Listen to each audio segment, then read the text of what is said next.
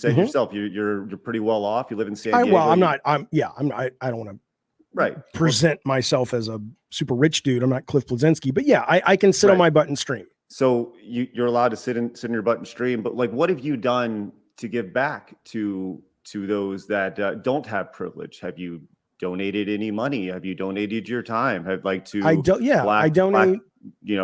Charities. Like, what have you done? Because this is something that I hear frequently of, like, there's this privilege. But my question is always like, what have you done? And most of the time, and I'm not saying this is you, but most of the time it's I complain about it on Twitter. The issue is when people say something as simple as, like, for what I said, it's about respect. If somebody asks me to call them something, I get called anti-trans.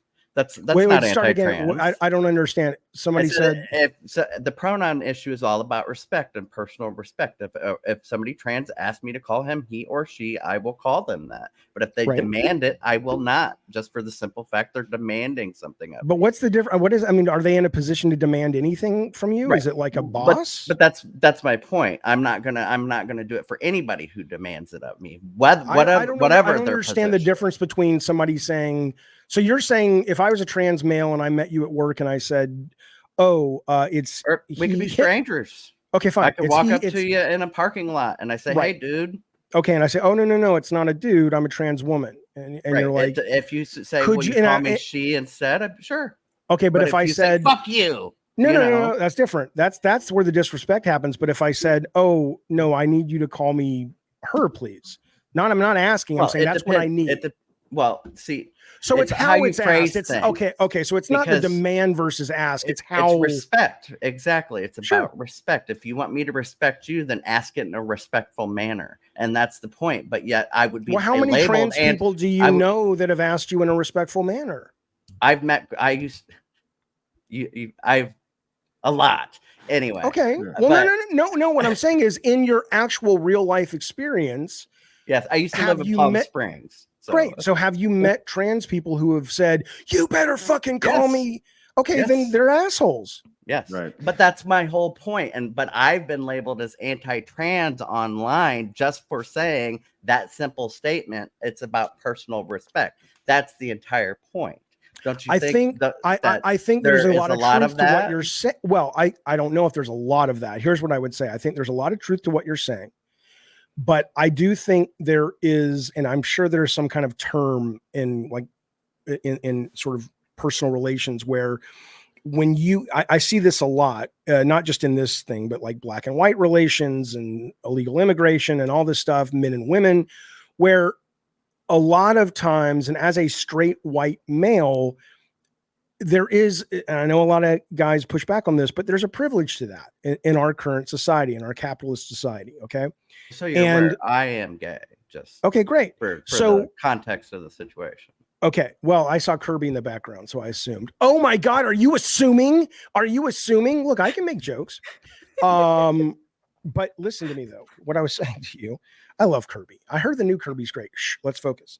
ADD medicine's wearing off. Got Ritalin in the chamber. I haven't taken it. He is on a fucking rainbow. So can we get the rainbow back? Why is the anyway, listen, stop. Link has one too. Okay, well, hold on. Wait, I want to finish this point. Sure. Sorry, my fault. But I think when you come from a place of privilege at all and you don't recognize it and you're talking to somebody who hasn't had that same privilege, I do think it's the right thing, the kind thing, the correct thing to do, to be aware that you're not on an even playing field in all things. So, when men get upset with women because it's like, well, we don't make as much money, or we this or we that.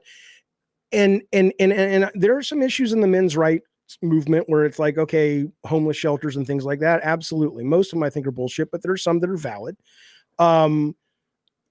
Instead of going, like, you can go, I hear you and I respect you, and that must be really hard, and I have my own bag of hammers I'm carrying. But if you don't acknowledge that bag of hammers comes with privilege, I think it becomes difficult to really, if you're in one of those minority in terms of population groups to really feel that the person's engaging in good faith. See, but you don't know, and this goes back to individuals. What if that person grew up dirt poor, was beat by their parents, they still have privilege? So, David, what over those specific people, I don't think they not do. Specific. Well, it depends what you're discussing. So, if you're talking about white privilege over black privilege, right, in America, and you've got a white guy who grew up dirt poor, beaten by his family, scrimped and did everything he could to pull himself up, and he's barely getting by. And he's talking to a black dude who was born in, super rich area of New York and has had every privilege. There is still white privilege that poor guy has benefited from. It doesn't mean his life hasn't been shit. It doesn't mean there haven't been things that are incredibly unfair to that guy. I agree with you, but then to say he needs to be aware of he could have been born to rich parents and had everything handed to him. You're not, but that's if you're discussing economics. If you're discussing a white person and a black person discussing racial, I'm just politics, saying individuals in general. I know, but the individuals are going to be discussing a specific. No, of course you can't. But the individuals are going to be discussing a specific topic, I assume. And that topic will dictate if you bring out the, hey, I have privilege card or not. If you and I, who barely know each other, are talking about, should we colonize Mars? Well, we're on equal footing, unless you're like an astrophysicist. So you're not saying random people who meet, like say I'm a white guy, I meet a black guy, I don't automatically have to afford him some injustice or anything, or I do. That's my question. Because we haven't met, we haven't interacted. Define automatically affording him justice. What do you automatically affording him benefit of the doubt, or whatever you said, whatever you just said, and as it relates to discussing racial politics, so and just a discussion. So not in normal life, not at work, not any other time. I think it's important, in my opinion, as a white guy who's just on the sidelines. I'm not black, so I don't know, but I would assume mostly what you're saying is correct. Although I do think it's important to recognize that systemic racism is marbled into our country. Not that people are mean, not that people are bad. Some are, but not just that it's there. And a lot of times stuff that seems like an innocent conversation that's not tied into race, there's some race stuff going on there. But that's how deep down the rabbit hole you want to go. So, David, what have you done, say, as a straight white male, right, to rectify the privilege that you have? What does that mean? Rectify the privilege? To I would say you've been afforded a privilege. You've been afforded a lot. Wealth, right? You said yourself, you're pretty well off. You live in San Diego. I don't want to present myself as a super rich dude. I'm not Cliff Bleszinski, but yeah, I can sit on my butt and stream. So you're allowed to sit in your butt and stream, but like, what have you done to give back to those that don't have privilege? Have you donated any money? Have you donated your time? I donate. Charities. Like, what have you done? Because this is something that I hear frequently of, like, there's this privilege. But my question is always like, what have you done? And most of the time, and I'm not saying this is you, but most of the time it's I complain about it on Twitter. Yeah, well, no. So certainly we've given money mostly to, I think it's called the Trevor Project, which is mostly for trans kids. I have done streams with people that are raising money for trans kids, because the story of a lot of these kids is they get kicked out of their homes, they get shamed, they get beaten up by their families. I know someone, a friend of my daughter's, who she came out as a trans male.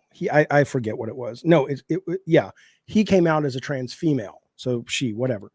And they kicked him out of the home. They're on the street now. And this is a affluent family in Charleston, South Carolina, right?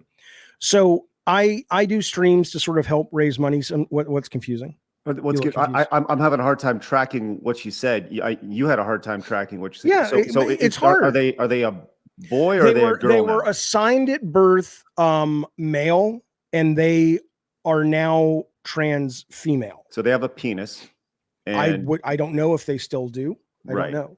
Well, okay, let me just stick. But yes, and there's no shame in that, by the way. The idea that it's like you misgendered.